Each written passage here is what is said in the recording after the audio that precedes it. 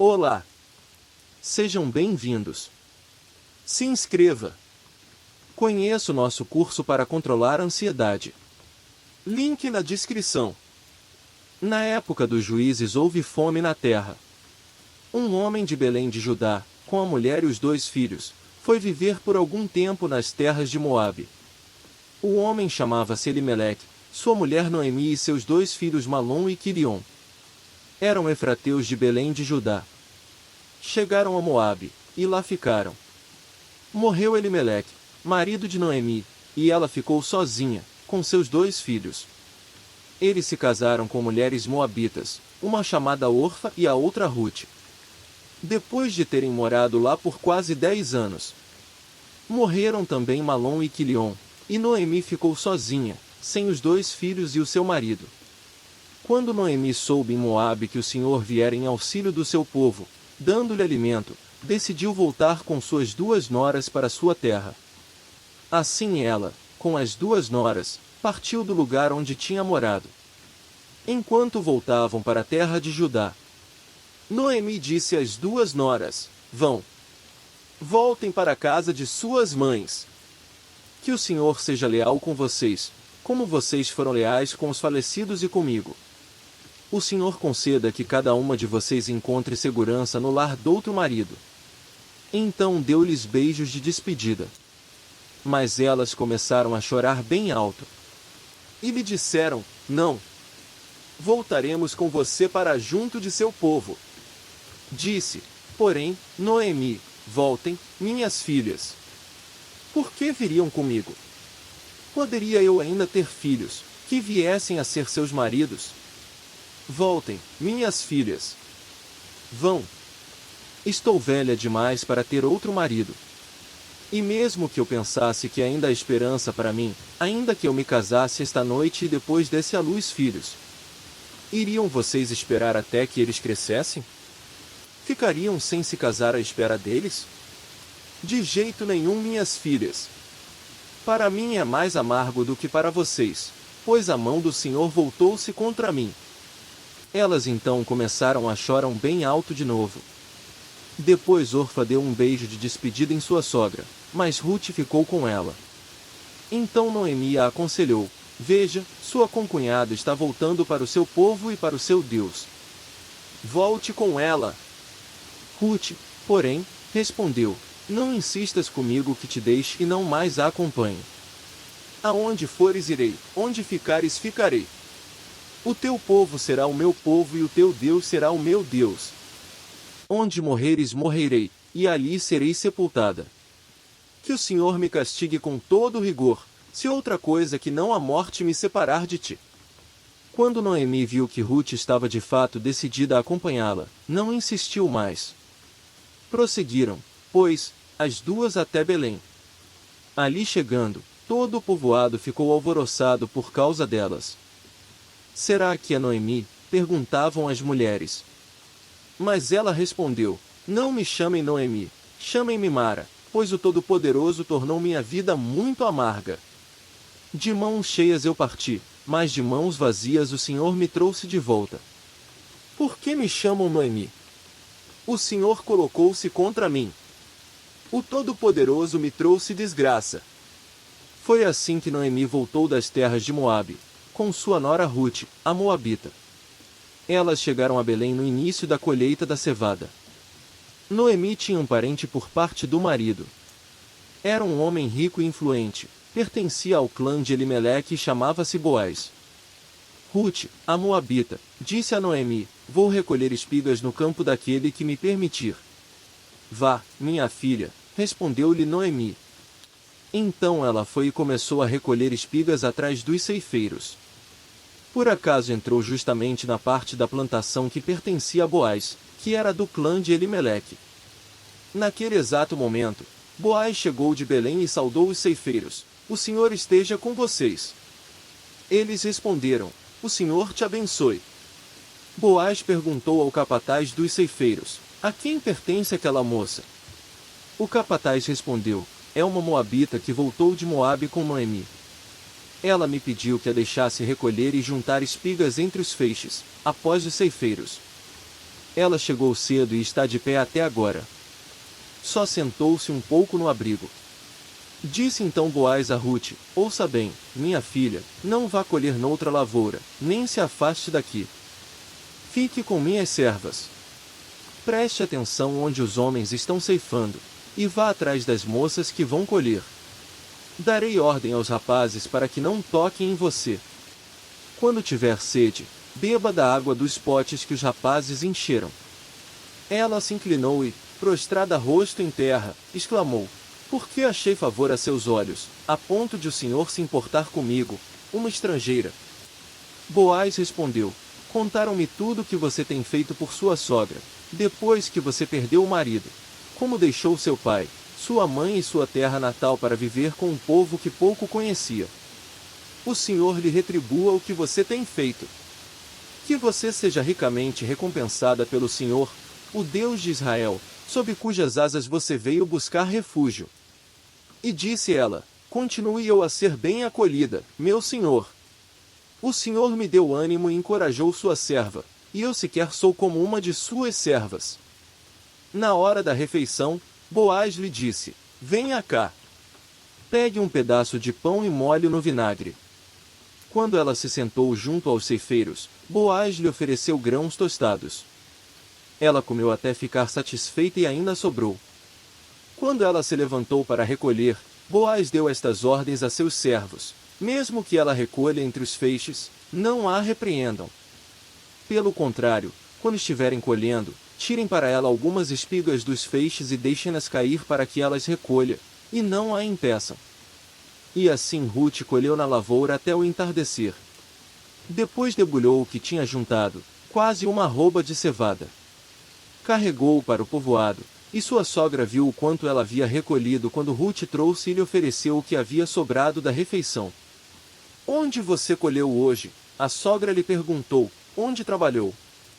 Bendito seja aquele que se importou com você. Então Rute contou à sogra com quem tinha trabalhado: o nome do homem com quem trabalhei hoje é Boaz. E Noemi exclamou: seja ele abençoado pelo Senhor, que não deixa de ser leal e bondoso com os vivos e com os mortos. E acrescentou: aquele homem é nosso parente, é um de nossos resgatadores. Continuou Rute, a moabita: pois ele mesmo me disse também: fique com os meus ceifeiros até que terminem toda a minha colheita. E Noemi aconselhou a sua nora Rute: é melhor mesmo você ir com as servas dele, minha filha. Noutra lavoura poderiam molestá-la. Assim Rute ficou com as servas de Boaz para recolher espigas, até acabarem as colheitas de cevada e de trigo. Entretanto, ela ficou morando com a sua sogra. Certo dia, Noemi, sua sogra, lhe disse: minha filha, tenho que procurar um lar seguro, para sua felicidade.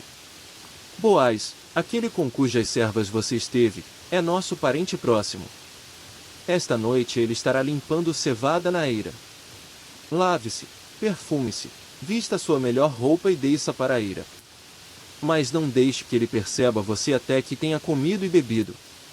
Quando ele for dormir, note bem o lugar em que ele se deitar. Então vá, descubra os pés dele e deite-se. Ele lhe dirá o que fazer.